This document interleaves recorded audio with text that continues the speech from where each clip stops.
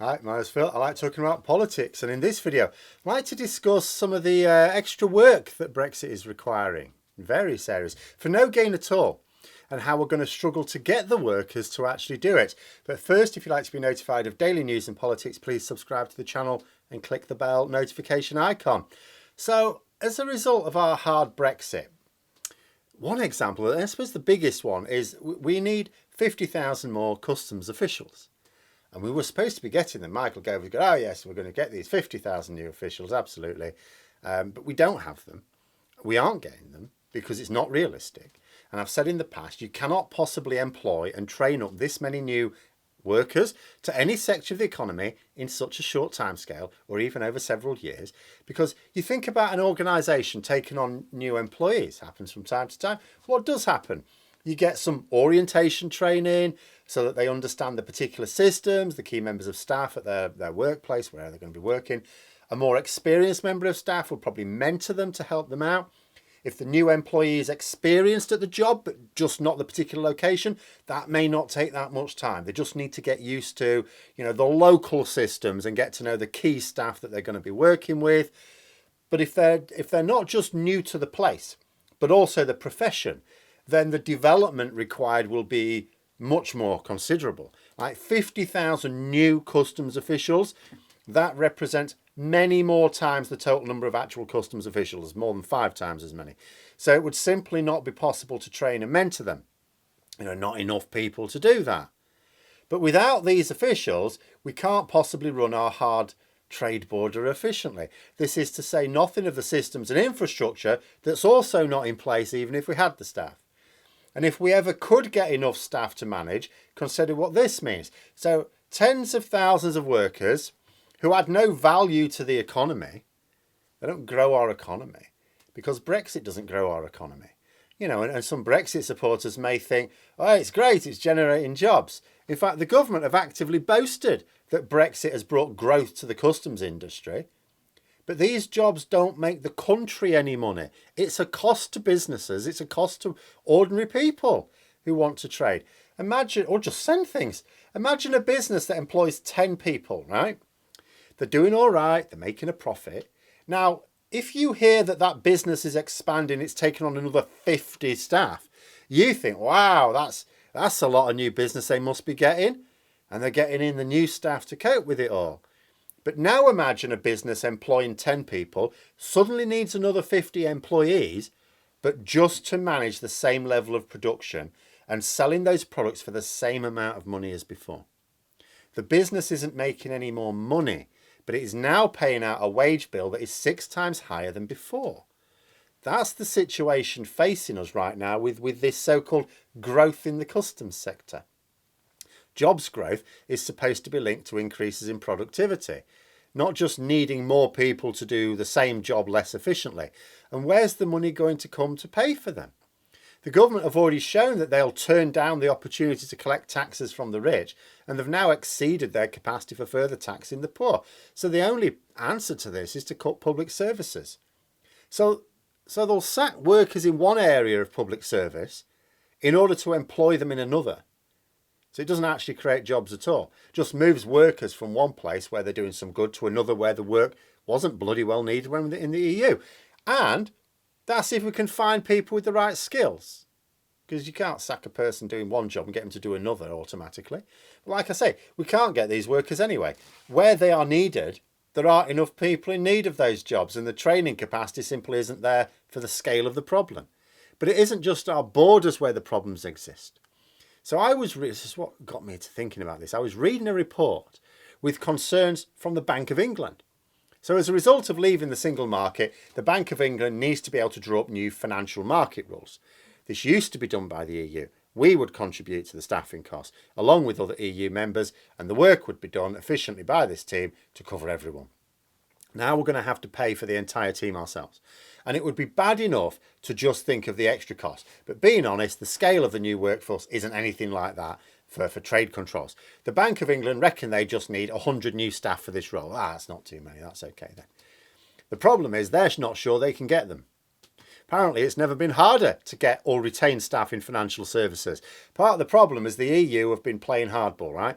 So from the start, the EU have made it clear they are not going to accept a Singapore on the Thames, the low regulation financial centre undercutting their own businesses. Because this was what Boris Johnson reckoned he could get. We'll beat them. We'll deregulate our financial system and then we'll undercut EU businesses. And the EU said, no, you won't.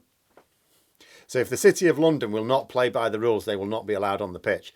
Any financial service operators who wish to sell their products in the EU must make sure they have a genuine presence in the EU. None of this having a small unmanned office on the outskirts of Paris, but otherwise you're conducting all your business from London where all your staff are and everything else. No, if you want to sell services in the EU, you make sure you've got the officers, the staff and the capital in the EU. The fear in London is that this would lead to an exodus of staff from the city. Now, this hasn't happened yet because pandemic travel restrictions allowed an unprecedented grace period.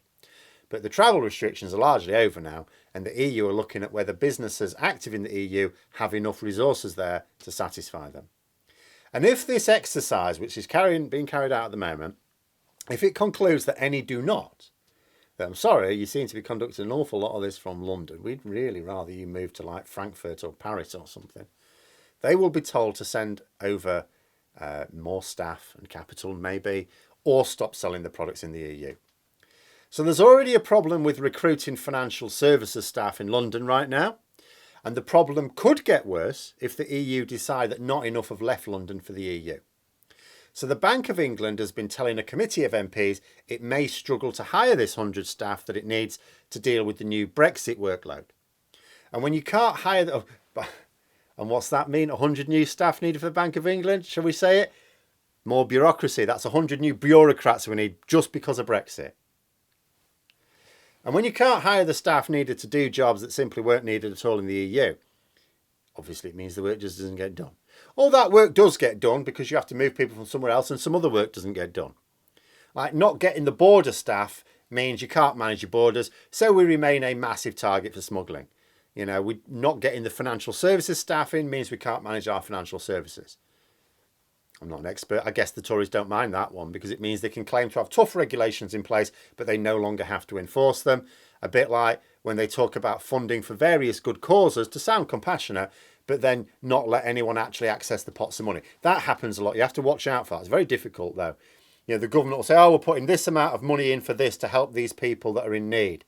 And then a few years later, it transpires hardly any of that fund was used. Why not? Because they didn't make it possible for people to access it.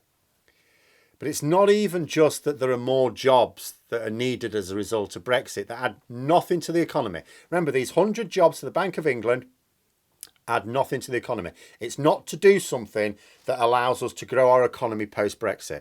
The extra customs staff, whether private or for the Home Office or HMRC for the Treasury, doesn't matter. The extra staff needed aren't there to facilitate more trade. It's actually less trade, but to you know, it's not adding anything. So we have to pay their wages for not adding anything. But there are also jobs going unfilled because we cut ourselves off from the European labour market. So farmers, for example, have been reminding people recently that we don't have the seasonal workers needed to pick the crops that we used to be able to grow. So we simply can't grow as many as before Brexit. It's really that simple. So we just have to import more food, largely from the EU, meaning that we are paying for workers from the EU, which we used to anyway, because a lot used to come over, but then they'd spend some of that money in the local economy. They'd be taxed in this country, so going towards the public purse. But no, now we're going to pay the same EU workers for doing a job in the EU, for which the money remains in their economy, not ours, and we miss out the taxes on those incomes for our own public purse. Nice one, nice one. So we're going to find ourselves mismatching jobs and workers much more so. You know, people will be losing their jobs in some organisations that have to scale back because Brexit has reduced their useful productivity. And other jobs, you know, and we'll have new jobs emerging of no economic value. They'll be springing up, but needing skills that we don't have enough of, or in a place where we don't have enough workers. I mean, this is Brexit. But those are my thoughts. Let me know yours in the comments below. I hope you found the video interesting. If you did, don't forget to click the like button. If you'd like to support the channel further, please also click the Patreon link for details. And until next time, I'll see you later.